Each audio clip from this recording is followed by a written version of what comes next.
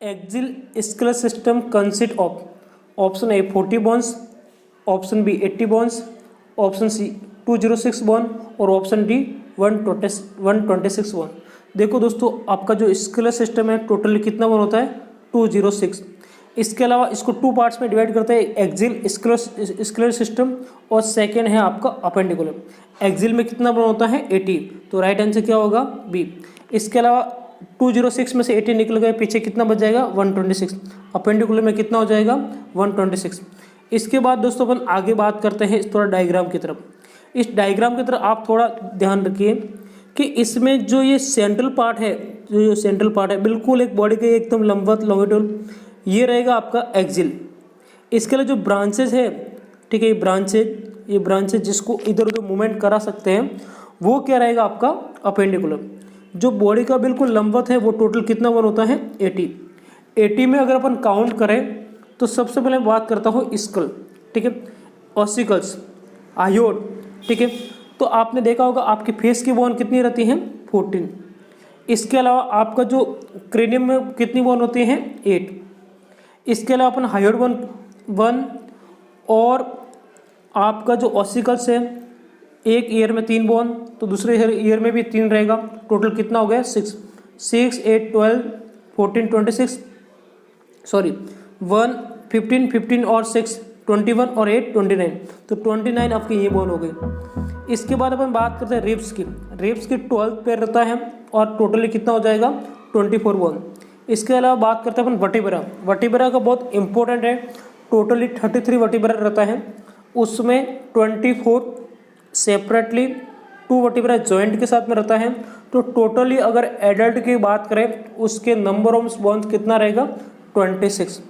ये कितना होगा 26 और 24 हो जाएगा आपका 50 और 29 ये 79। इसके अलावा एक बात अपन और बात करते हैं, जो ये बोन है ये है स्टेनम, ठीक है, तो स्टेनम की एक बोन और गिन लो तो टोटल कितना हो गया आपका 80 बोन। इसके अलावा जैसा इसमें है वैसा का वैसा ये भी है कि आपके जो साइड की जो ब्रांचेज है ये अपेंडिकुलर में आएगा, ठीक है, तो ये 80 होगा, ये कितना हो जाएगा 126। नेक्स्ट क्वेश्चन की तरफ मूव करते हैं, लेकिन इससे पहले मैं आपको वापस बता देता हूँ। Human skeletal system is made of total 206 bone, axial 80, appendicular 126। Next question की तरफ मूव करते हैं, लेकिन इससे पहले आप थोड़ा और देख लीजिए। Skull consist of the framework of 22 bones of head, 8 cranial bones plus 14 facial bones. और सबसे इम्पोर्टेंट क्वेश्चन कई बार एग्जाम में पूछा जाता है, लार्जेस्ट और longest bone, heaviest bone, strong bones कौन सी है, वह है फीमर, जो कहाँ पे होते हैं थाई में। इसके अलावा बॉडी की सबसे स्मॉलेस्ट बोन कौन सी है, सबसे छोटी हड्डी कौन सी है, वो है स्टेपिस, जो आपके ईयर में रहती है। ईयर में 3 बोन्स रहती है जिसका नाम क्या है मेलियस, इनकस, स्टेपिस, इनका ऑर्डर भी ऐसा ही रहता है। तो अब नेक्स्ट क्वेश्चन की तरफ मूव करते हैं, वो है all of the following are long bone, इसमें से सब लॉन्ग बोन है और ऐसा कौन है जो नहीं है। Option A humerus, option B femur, option C tibia, option D scapula. देखो दोस्तों इजी क्वेश्चन है, आपको देखते समझ में आ गया होगा। ह्यूमरस लॉन्ग बोन लगती है, फीमर भी है, टिबिया भी है, स्कैपुला नहीं है। तो राइट आंसर क्या रहेगा, राइट आंसर डी। लेकिन इसका रेशनल की तरफ आप जाइए, स्कैपुला आपके लॉन्ग बोन नहीं है, लेकिन दोस्तों इसके रिलेवेंट कई बार एग्जाम में क्वेश्चन पूछा जाता है। Long bone, short bones, flat bone, irregular bone, sesamoid bone.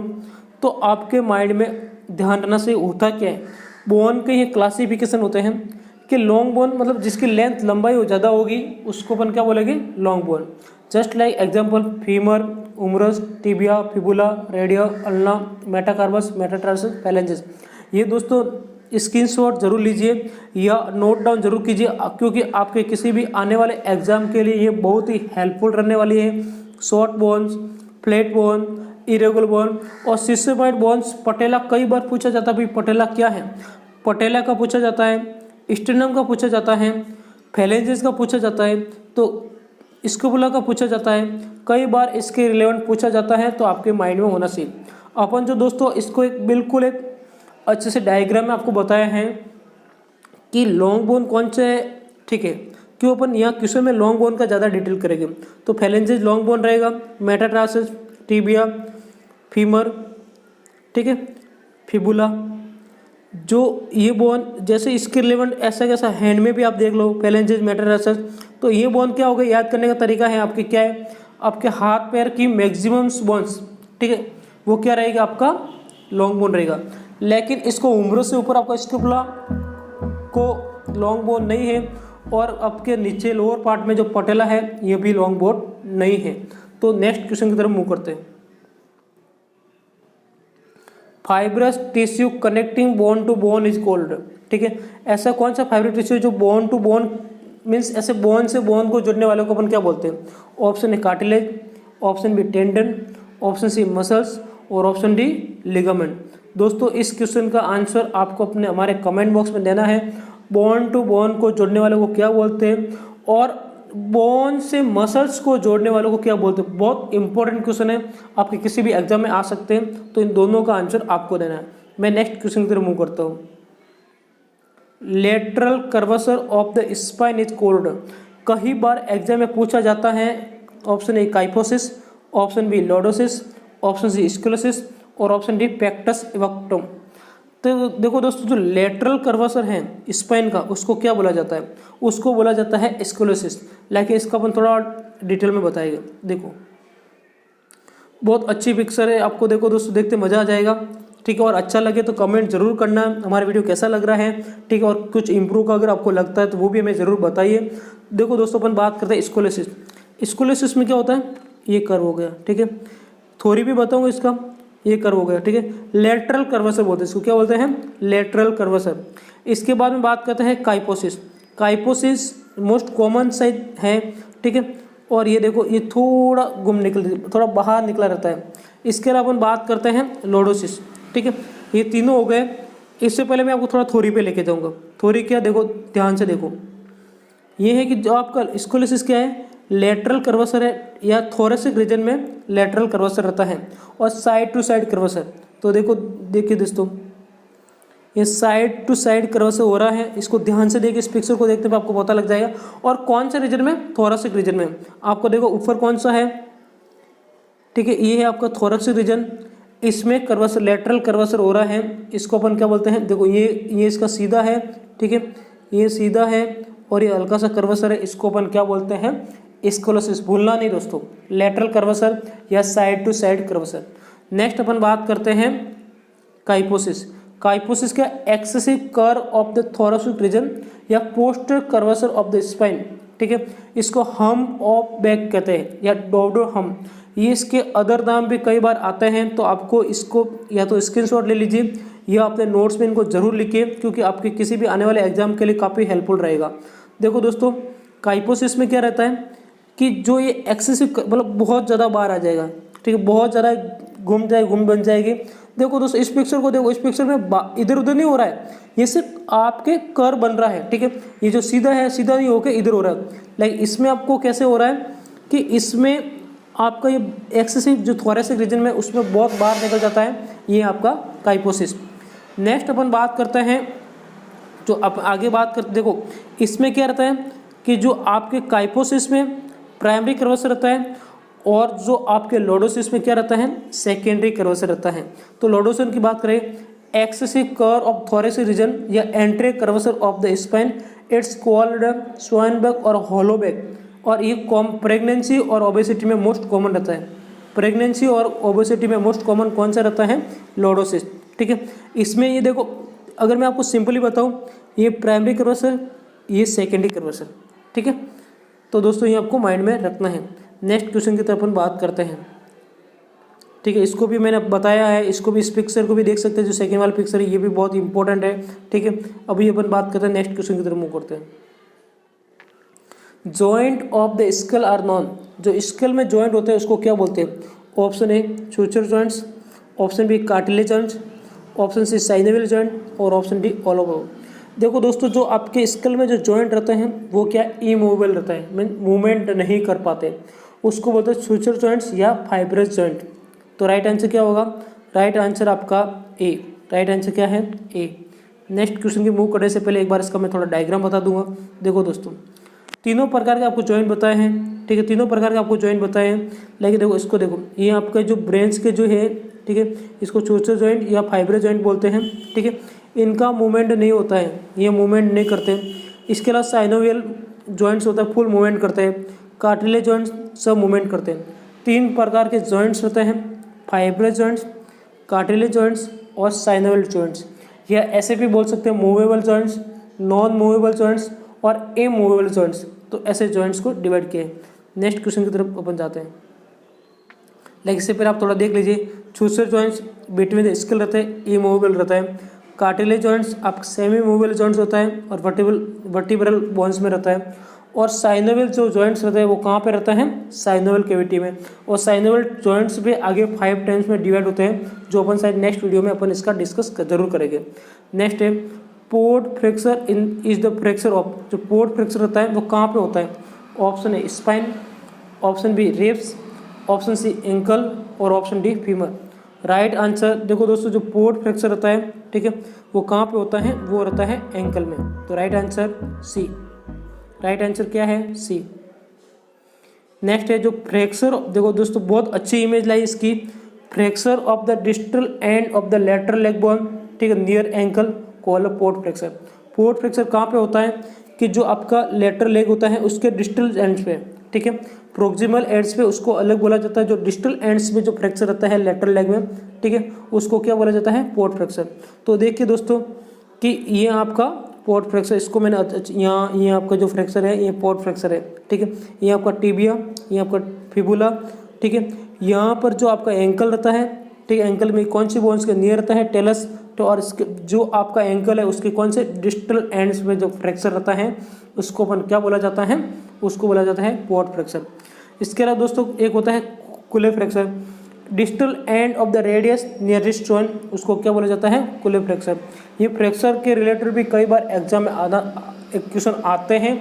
और जो सबसे इम्पोर्टेंट जो आपके बच्चे हैं, ठीक है, चिल्ड्रन में मोस्ट कॉमनली फ्रैक्चर कौन सा रहता है, वो रहता है ग्रेन स्टिक फ्रैक्चर।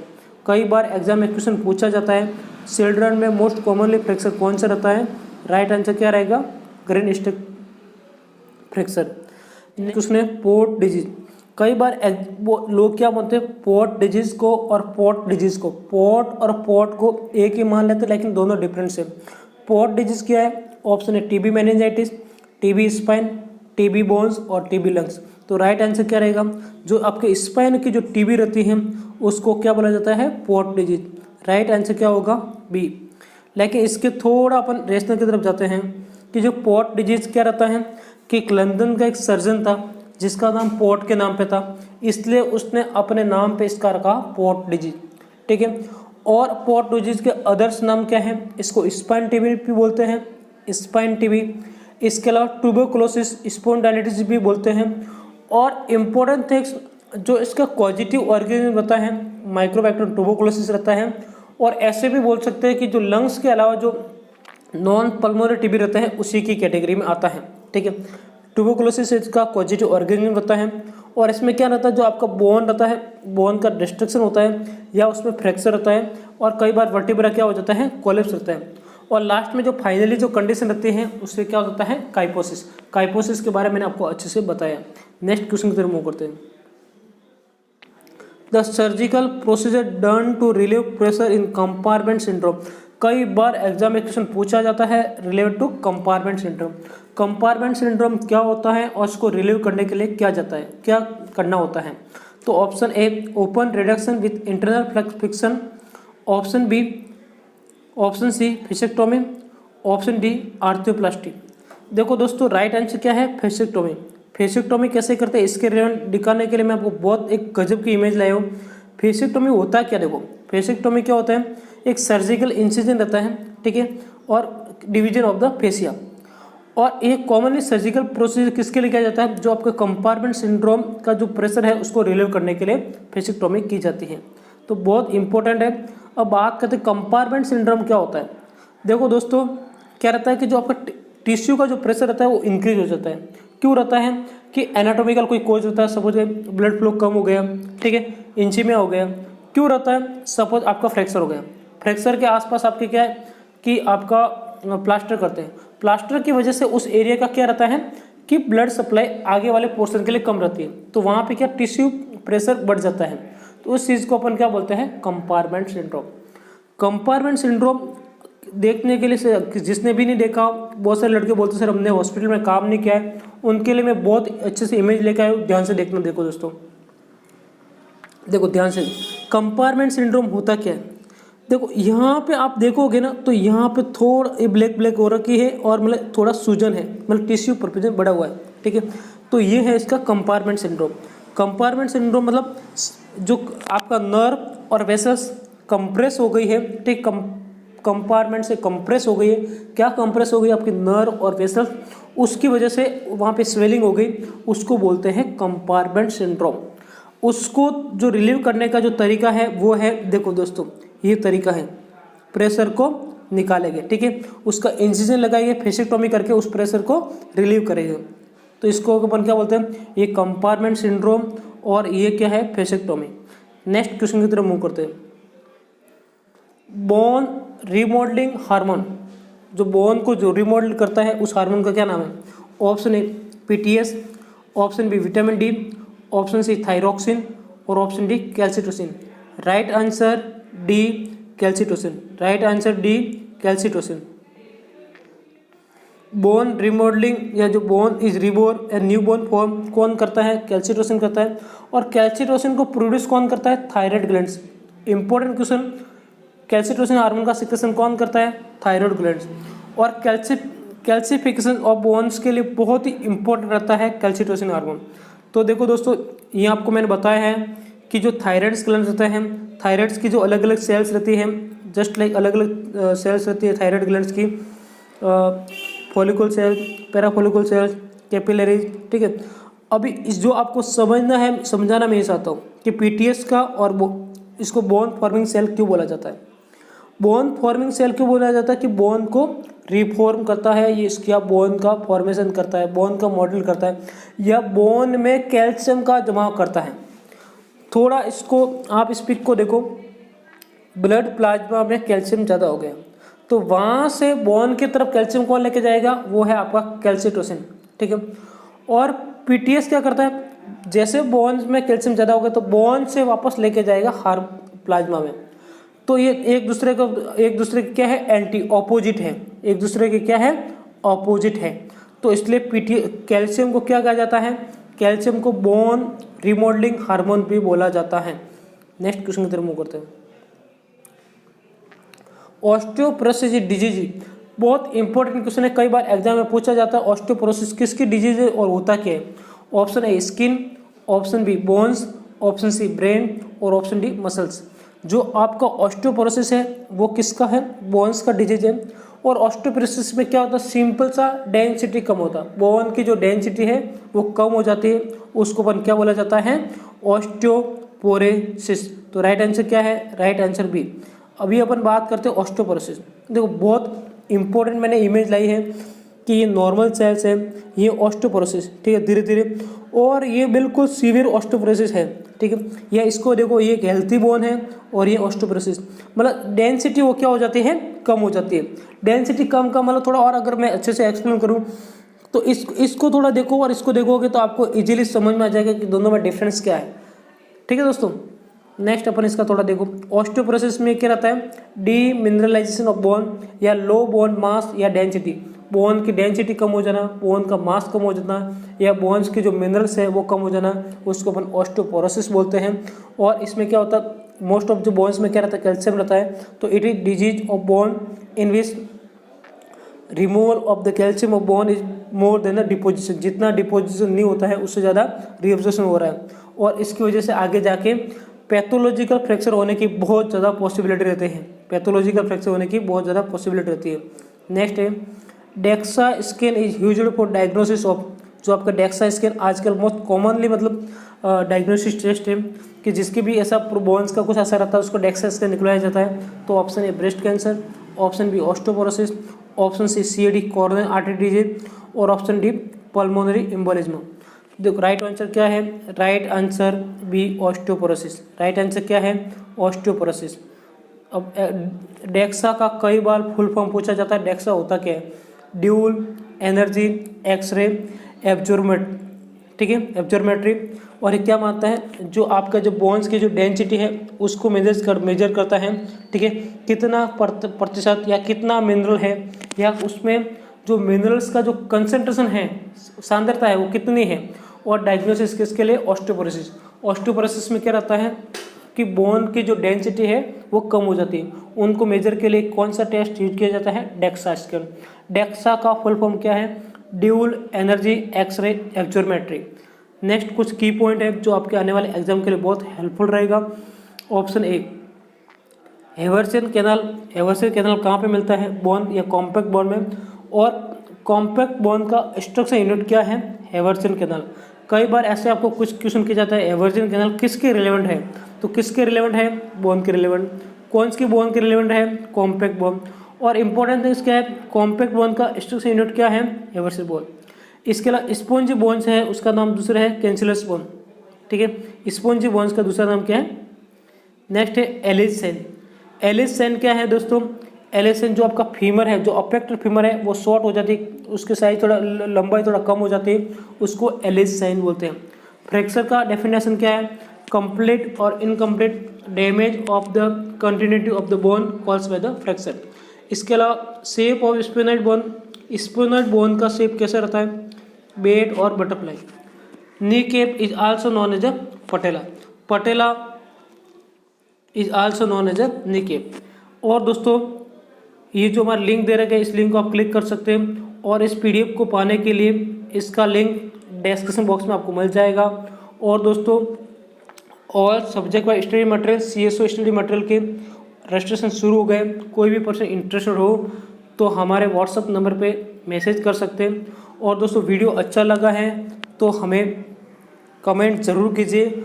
और इसके अलावा दोस्तों आप वीडियो को लाइक और शेयर ज़रूर कीजिए। जितने ज़्यादा लाइक, जितने ज़्यादा कमेंट आते हैं उतने ज़्यादा हमको मतलब एक न्यू एनर्जी मिलती है, एक नया एनर्जी मिलती है, एक नया मोटिवेशन मिलता है। तो आज आप हमारे लिए इतना कर दीजिए कि हमको मोटिवेशन के लिए ज़्यादा से ज़्यादा अपने दोस्तों को शेयर कीजिए, लाइक कीजिए और कमेंट कीजिए। थैंक यू दोस्तों, ऑल द बेस्ट। फिर एक नया सिस्टम लेके जरूर आपके सामने पार्ट 2।